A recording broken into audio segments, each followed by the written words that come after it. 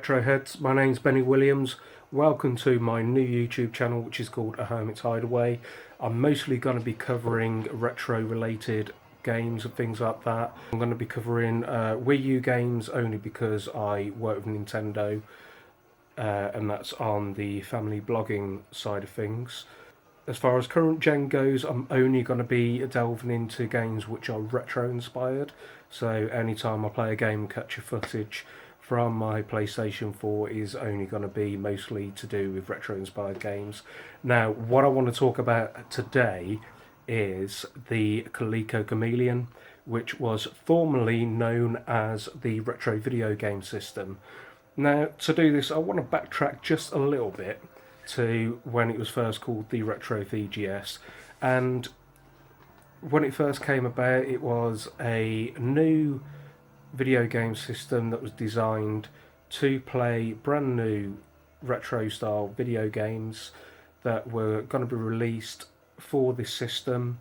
Steve Whiter, who's one of the partners of the retro video game system, was going to be the lead on designing these games. He's worked on games like, I think it was Sonic Spinball, Kid Chameleon, classics like that. So, you know, he's a really, really big giant in the industry, so to speak, when it comes to developing for games. So, Retro VGS.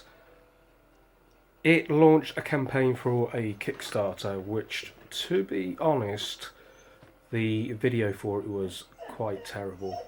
It wasn't great at all.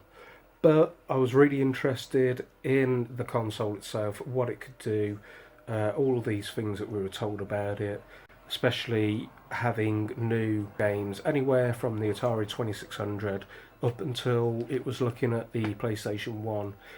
Unfortunately, the campaign failed, although it got off to a really good start. I think a large part of the downfall to the system and the Kickstarter failing was down to the CU podcast. Now, I'm not saying it's their fault directly, because it isn't, but they pretty much ripped the system apart. But to be fair, they went into quite a bit of detail. There was things that we were told that we were promised, which we never got. You know, they only really covered it with their views and their thoughts on it. And I think because they're quite influential people, and you know, I'm a fan of Pat's and the work he does, and you know that both Pat and Ian are both very knowledgeable, reputable gamers, and you know a lot of people listen to them. So I think, you know, what was said was impacted on the campaign because people took that on board. You know, they picked up the faults and the things missing, the things that were promised and things like that. And I was one of the original backers for the Retro VGS, and even myself, after watching the first video they put up about the system, I found myself thinking, oh man, I feel like I've done the wrong thing here, and it's a bit too late and I can't back out of this now. And sadly, the campaign came to an end.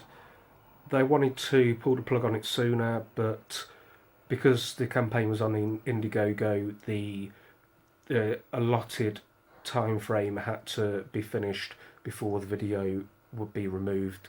So even though it hadn't made it, it continued to run, and people just ran it more and more down into the ground. Now,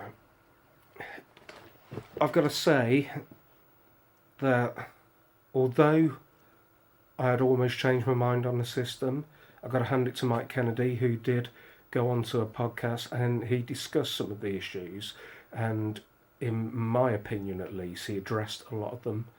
You know, some of the things that were brought up in CU podcasts he had an answer for, and they had a reasoning of why they were doing it. They had an idea in their mind.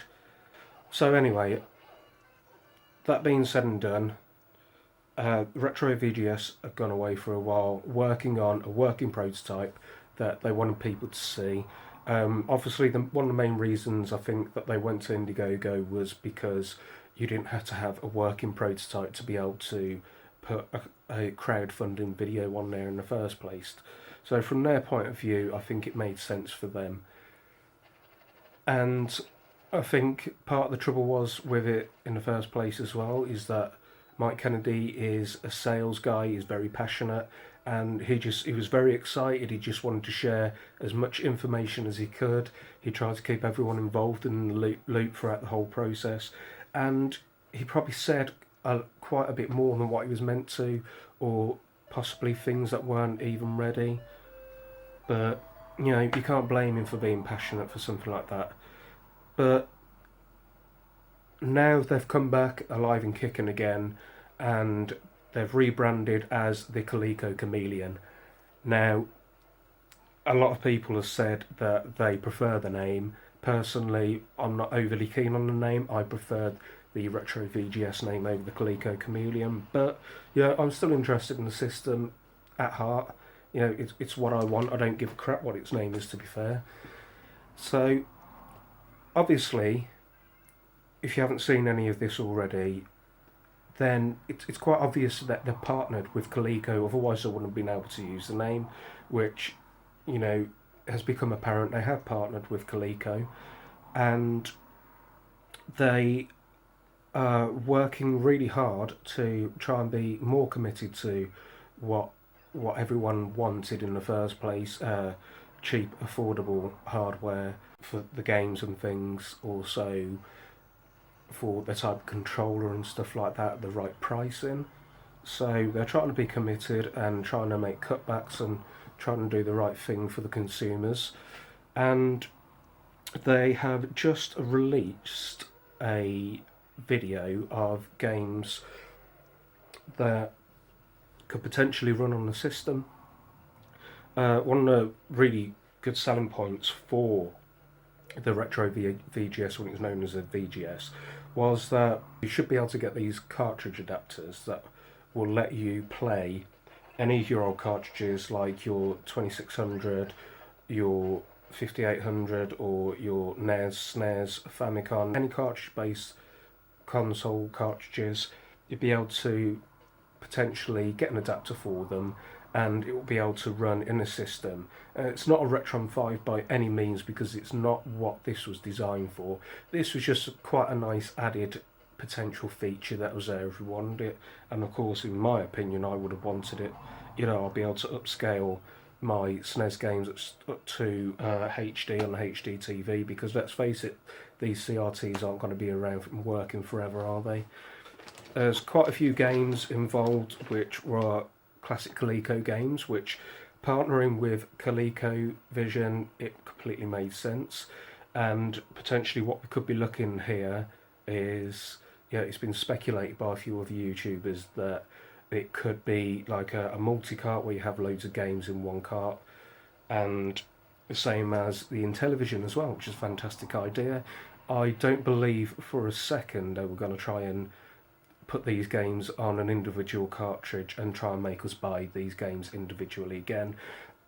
If you didn't know already, Mike was also involved with another Kickstarter with ColecoVision, which was for the rework and reimagining of some of these classic games like Shark for the newer systems, I think it was.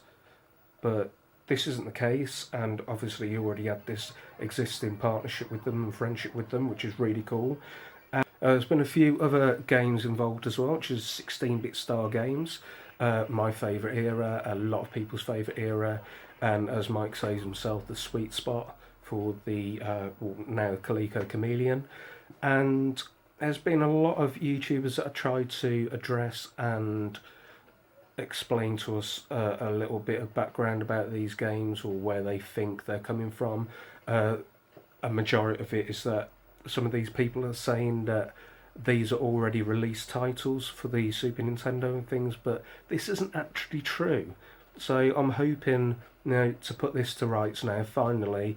I can't say that I've watched every video of everyone's coverage. I'm going to put a few games into a little bracket here, because they're all by the same developer.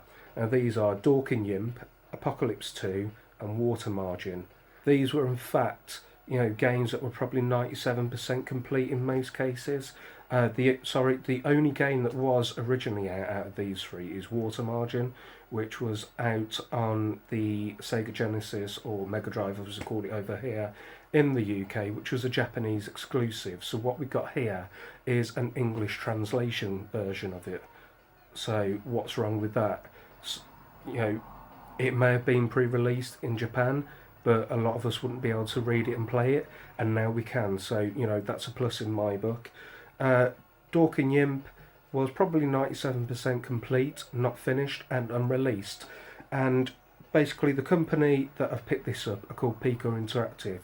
These are a publishing and development company. And basically, what they do, they buy the rights and the copyright to these games, and they finish off the games so they're complete, remove any bugs and try to iron it all out, and then they re-release it. You know, these were really going to be licensed titles for the Super Nintendo, which unfortunately, due to circumstance, didn't make it.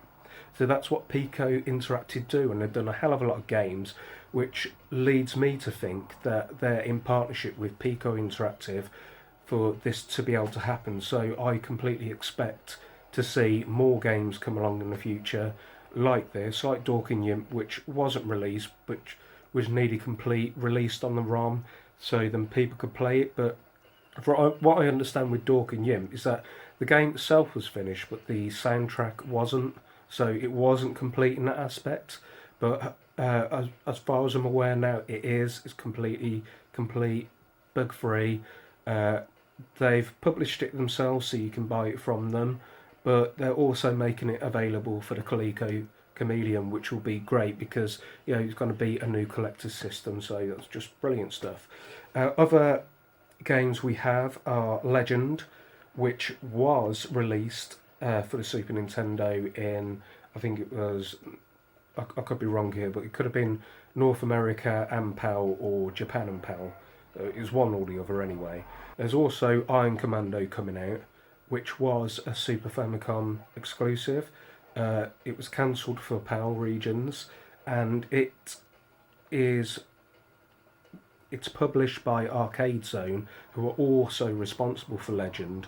So that probably explains why Legend is now going to be available. That even though it was already there, they're going to republish it and put it on there, because again, they've probably got a partnership with Coleco Chameleon to go ahead and, you know, release some more games for it. So it's just great stuff, really. Jim Power and the Lost Dimension was a SNES release, but the Mega Drive version that was supposed to come out was incomplete. So that has been picked up by someone, a bit like Pico Interactive have, and they've finished it off, and it was going. They've put it out there as a Mega Drive Genesis release, and again, you know, since Coleco Chameleon have got the means, and hopefully will have the audience to get it out there, it makes sense to go with Coleco Chameleon to try and get it on their system to bring it to us, the public, and enjoy these games. Battle Brave Saga was a Japanese Mega Drive exclusive, but it's just had the English translation come out. So again, English translations come along, so then we can now play it. And again, it's just an opportunity to get it out there to a wider audience rather than them trying to sell it individually. And then finally, we have Sydney Hunter and the Caverns of Death, which was a Kickstarter campaign back in 2015, and this was going to be a NES SNES game. And of course, they got someone that can put it out there for them. So hopefully that's tidied a few things up, any doubts that anyone may have had or any confusion with any luck. If you've liked the video, please like and subscribe, and I'll be putting out some more content real soon.